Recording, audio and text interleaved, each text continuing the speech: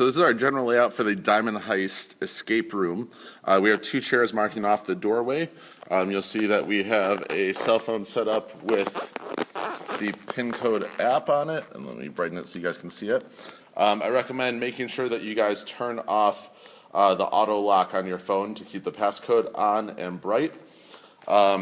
Going through here, so it's sort of a warehouse scenario, so we have some boxes laid out. You guys can definitely use more boxes than this. I just sort of put this together quick so you guys can see sort of general look of it.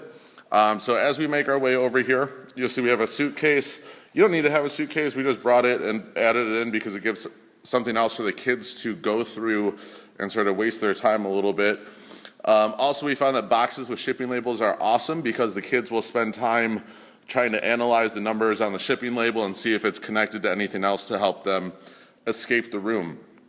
So looking right over here, we have our boxes, and this is the box underneath here actually, is our box that has the blueprint in it. Now we gave you guys a general map to use as a guideline, but you guys can switch the locations of stuff depending on what your layout is. Over here, you'll see that one of the boxes says Diamond Shipping Company. So we did that on purpose to get the kids to open that box and look for the diamonds, but that's actually the box with the bomb and the note in there. And the bomb, which you'll see a picture of in the outline, the class outline, is just a focus pad. So one of these guys, and then we flip it over and we actually tape a calculator to it with some masking tape, and that's their pin pad to disarm the bomb. And then normally we'd have our curtain closed over here to divide the mat. If you guys don't have a curtain to divide the mat, you can just use cones to separate the different escape rooms, and then we'd have one escape room on this side and one in our lobby. Also over here with one of the unmarked boxes, we have our black security box with the diamonds and one die in it. As we make our way over to the table, this is where a lot of the time is going to be spent. So a few decoy things we put on there. We have just a thing of tape. The keys are there so the kids can use the keys to open the boxes. And then we have a couple of books because the kids will start looking for clues in the books even though there's nothing that's going to help them in there. It's just good to sort of set up a little decoy for them. We also have the wanted poster on here as well. There's really no information on that, it's just another decoy. A lot of what they're going to need is in the garbage, which is the last place that they're generally going to look. So in the garbage, we actually just have some random garbage. None of this is actually like used, so please don't put used garbage that you make your students go through.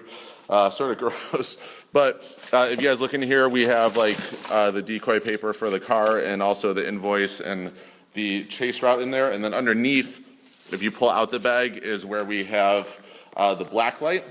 And then we also have taped underneath the chair. We just use duct tape.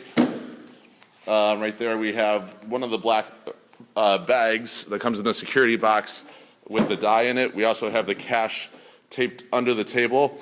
I recommend putting those in a Ziploc bag first and then taping them so that way you don't ruin the money or you don't ruin the black bag, and it's easier to reset afterwards as well. Then also on the table, I forgot to show you guys, we have the pen holder, and there's one die in the pen holder as well, which you guys can see in there. It doesn't have to be colored dice that you use. We just use what we had available, and that tended to be what we had. So we recommend doing this for 45 minutes.